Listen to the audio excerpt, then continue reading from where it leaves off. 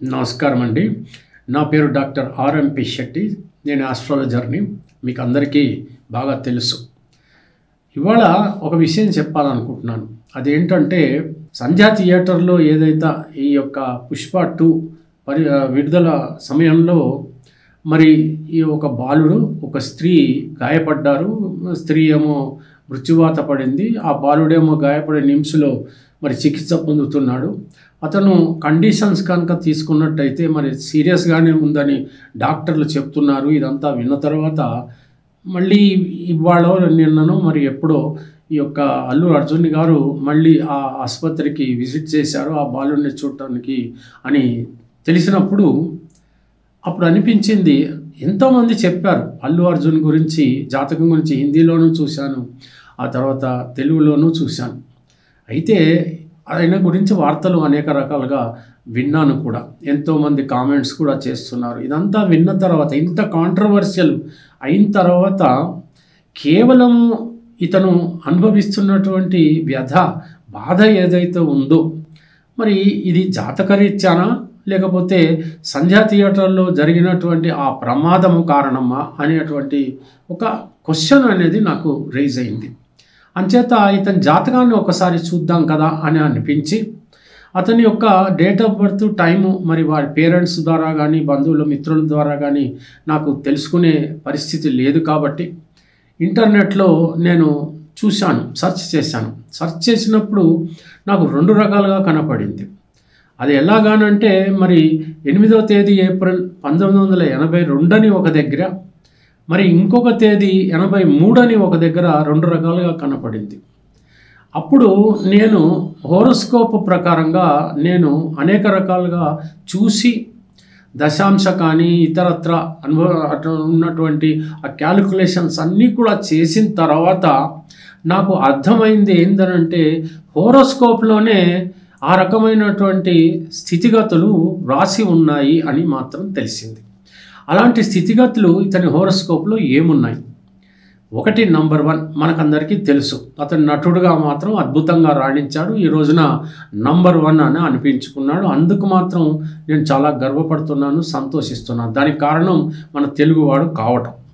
మరొక విషయం ఏంటనంటే, ఎందుకు ఇతనికి ఈ పరిస్థితి అకస్మాత్తుగా ఏర్పడింది అన్నప్పుడు నేను చూసినప్పుడు బహుశా ఇతంది మిథున లగ్నం అయి ఉంటుంది. మిథున లగ్నంలో రాహు ఉన్నాడు, సప్తమంలో కేతు ఉన్నాడు. ఎప్పుడైతే మిథున లగ్నంలో రాహు ఉంటాడో ఇది బంధన యోగము అంటారు. అంటే బంధన యోగం అంటే అరెస్ట్, బంధన యోగము అని అంటారు. ఈ రకమైనటువంటి బంధన యోగము ఇక్కడ మనకి కనపడుతోంది.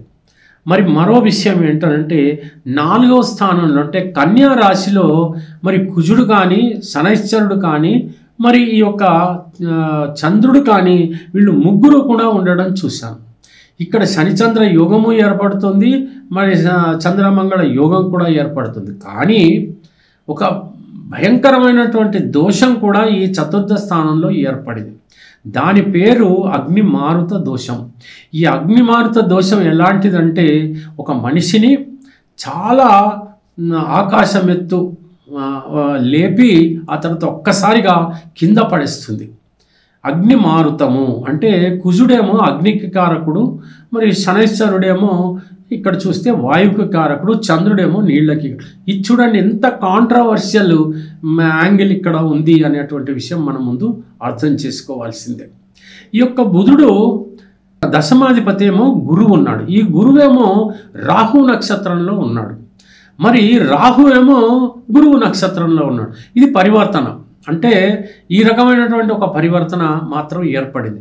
మరి బుధుడు ఈ లగ్నాధిపతి కానీ, ఈ చతుర్థాధిపతి కానీ ఎక్కడున్నాడయ్యా అంటే, మళ్ళీ దశమంలో ఉండి నీచబడి ఉన్నాడు. ఆ నీచబడ్డటువంటి పరిస్థితి ఒకవైపు అయితే, మరొకటి అక్కడ అస్తంగతం కూడా అయ్యాడు. ఎందుకంటే రవి కూడా ఉన్నాడు. రవి ఎప్పుడైతే ఉన్నాడో ఆ శరీరానికి కొంత బాధ అనేటువంటిది ఖచ్చితంగా కలగవలసిందే. ఇక్కడ చంద్రుడు ఎప్పుడైతే ఆ యొక్క రవిని, ఆ బుధుడిని చూస్తున్నారో మనోవ్యధ అనేటువంటిది కలగవలసిందే అనేటువంటి విషయం మనకు తెలుస్తోంది. ఇకపోతే శుక్రుడు భాగ్యస్థానంలో ఉన్నాడు. కళలకి ఎవరు కారకుడు అంటే శుక్రుడు. ఈ శుక్రుడిని ఎక్కడ ఈ పంచమ స్థానం గురువుకి చాలా అద్భుతమైనటువంటి స్థానం. అక్కడుండి తానున్నటువంటి ప్రదేశం నుంచి 5వ స్థానాన్ని చూస్తాడు. కాబట్టి శుక్రుడిని చూడడం వల్ల ఇతను ఒక మంచి కళాకారుడు అయినటువంటి పరిస్థితి. పంచమాధిపతి కదా, శుక్రుడు పంచమాధిపతి కాబట్టి గురువు యొక్క దృష్టి కూడా పడింది, అంటే శుభ దృష్టి పడింది. కాబట్టి ఆ యొక్క కళలో ఇతను రాణించడం అనేటువంటిది జరిగింది. డ్యాన్స్ బాగా చేసేటువంటి పరిస్థితి, ఆ తర్వాత అతను మాట్లాడే తీరు కానీ అభినయం కానీ ఇవన్నీ కూడా చాలా అద్భుతంగా ఉన్నటువంటి పరిస్థితి. మరి ఈ రకంగా ఉన్నటువంటి విషయంలో కనుక తీసుకుంటే వృత్తిపరంగా చాలా అద్భుతంగా ఉంది.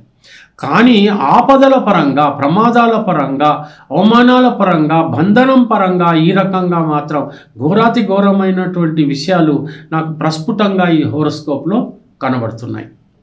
అయితే ఇప్పుడు ప్రస్తుతం ఇతని కన్యారాశి కాబట్టి మరి కన్యారాశికి కనుక తీసుకున్నట్టు షష్టమంలో మరి ఈ యొక్క శనైశ్వరుడు ఉన్నాడు. ఈ శనైశ్వరుడు మరి 29వ తేదీ మార్చి 2025 మాత్రమే మీనరాశిలోకి ప్రవేశిస్తాడు. అప్పుడు ఏం జరుగుతుందంటే శనైశ్వరుడు ఎప్పుడైతే ఈ రవిని క్రాస్ చేస్తాడు, అంటే నాటాల్లో ఉన్నటువంటి ఈ బుధుడిని కానీ ఆ యొక్క రవిని క్రాస్ చేస్తాడో అక్కడ మళ్ళీ ఇబ్బందికరమైనటువంటి పరిస్థితి ఏర్పడుతోంది అనేటువంటి విషయం మనం అర్థం చేసుకోవాలి. అంటే అప్పుడే అంత ఈజీగా ఇతను బ్రతికి బట్టగడతాడు అని మాత్రం పెద్దగా అనిపించడం లేదు. ఇకపోతే మరొక విషయం కనుక తీసుకున్నట్టయితే దశాంశలో కనుక తీసుకుంటే శనైశ్వరుడు వ్యయస్థానంలో ఉన్నాడు. వ్యయస్థానంలో ఉన్నటువంటి శనైశ్వరుడు మరి బాధాకరమైనటువంటి పరిస్థితుల్ని తప్పకుండా ఏర్పాటు చేస్తాడు. ఇకపోతే కుజుడు కనుక తీసుకున్నట్టయితే 100% శక్తివంతంగా ఉన్నాడు. యువ అవస్థ అంటారు దీన్ని.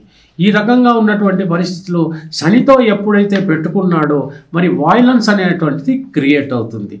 ఇకపోతే మనం ఇక్కడ ఏం దశ నడుస్తోంది అనేటువంటి విషయం మనం చూస్తాం. శనైశ్వరుడి యొక్క మహర్దశలో శనైశ్వరుడి యొక్క అంతర్దశ నడుస్తోంది. ఈ అంతర్దశ కాలం ఎప్పుడు దాకా ఉంటుంది? 31వ తేదీ జనవరి 2027 దాకా ఉంటుంది. ఇది యోగించినటువంటి కాలంగా మనం అర్థం చేసుకోవాలి. ఎప్పుడు కూడా స్వభుక్తి మాత్రం యోగించదు, చాలా భయంకరంగా ఉంటుంది. మరి ఇంత ఉవ్వెత్తున ఇతను మరి లెవెల్లో అతను ఆకాశం ఎత్తు ఎలా ఎదిగాడు, ఎలా పేరు ప్రతిష్టలు సంపాదించాడు అని అంటే అక్కడే కదా మాయ. ఆ యొక్క అగ్నిమారుత దోషం ఆ లెవెల్లో మనిషిని లేపుతుంది, మళ్ళీ ఆ లెవెల్లోనే కృంగదీస్తుంది అనేటువంటి విషయం మనం అర్థం చేసుకోవాలి. ఇక మనం యోగిని దశ కనుక తీసుకున్నట్టయితే ఇక్కడ కూడా భ్రమరి అనేటువంటి దశ జరుగుతోంది. భ్రమణిలో కుజుడే, మళ్ళీ ఇక్కడ కుజుడే. ఈ కుజుడు మరి ఈ యొక్క లగ్నానికి పాపి అయినటువంటి ఈ కుజుని యొక్క దశ జరుగుతున్నప్పుడు ఖచ్చితంగా చాలా ప్రమాదకరంగా ఉంటుంది. ఇది ఈ యొక్క యోగిని దశ ప్రకారంగా ఈ కుజుడు భ్రమరి అనేటువంటి దశ ఏదైతుందో ఇది ఎప్పటిదాకా ఉంది అని అంటే 29వ తేదీ నవంబర్ 2028 దాకా ఉంది. అక్కడ దాకా కూడా ఇతను జాగ్రత్తగా ఉండాల్సినటువంటి పరిస్థితి అని ఇతను అర్థం చేసుకోవాలి. ఇతని బంధువులు కానీ మదర్ కానీ ఎవరైనా అర్థం చేసుకోవాలి. ఆనాటి సంఘటన కనుక మనం చూసినట్టయితే తప్పకుండా ఇతను బాధలు అనుభవిస్తాడు అనేది మనకు ప్రస్ఫుటం అవుతోంది. ఈ రకంగా ఉన్నటువంటి పరిస్థితుల్లో ఖచ్చితంగా 100కి 100 పాళ్ళు ఇతను తగిన పరిహారాలు మాత్రం చేసుకోవాలి.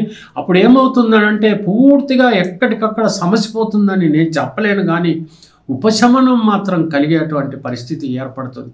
ఎందుకంటే ఇతనికి మంచి భవిష్యత్తు ఉంది, చాలా పైకి ఎదగాల్సినటువంటి పరిస్థితి ఉంది. చాలా కష్టపడతానని అతను ఆ సినిమా చూస్తేనే మనకు అర్థమవుతుంది. అతను కష్టపడి పనిచేస్తాడు, అతను అద్భుతంగా నటిస్తున్నాడు, అన్ని రకాలైనటువంటి హంగులు కూడా ఉన్నాయి, అతని యొక్క ఆర్థిక పరిస్థితి బాగా ఉంది. మరి ఆ రకమైనటువంటి పరిస్థితిలో ఇతను ఇంత ఘోరమైనటువంటి స్థితిగతులు ఎప్పుడైతే ఎదిరించాల్సి వస్తుందో అంత ఈజీ కాదు కదా. అంచేత పరిహారాలు మాత్రం ఖచ్చితంగా చేసుకోవాల్సిందే.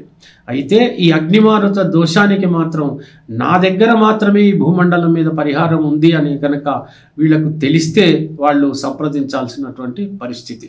సరే, ఇదేదో నేను వ్యాపార రీత్యా ఏమీ చెప్పటం లేదు.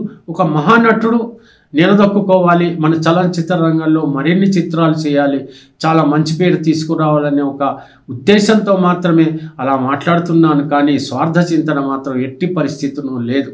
ఎంచేతనంటే అతను తెలిసో తెలియకో ఏదో రకంగా గర్వం అనేటువంటిది ఏదో ఫీల్ అయ్యాడని మనం అనుకుంటున్నాము.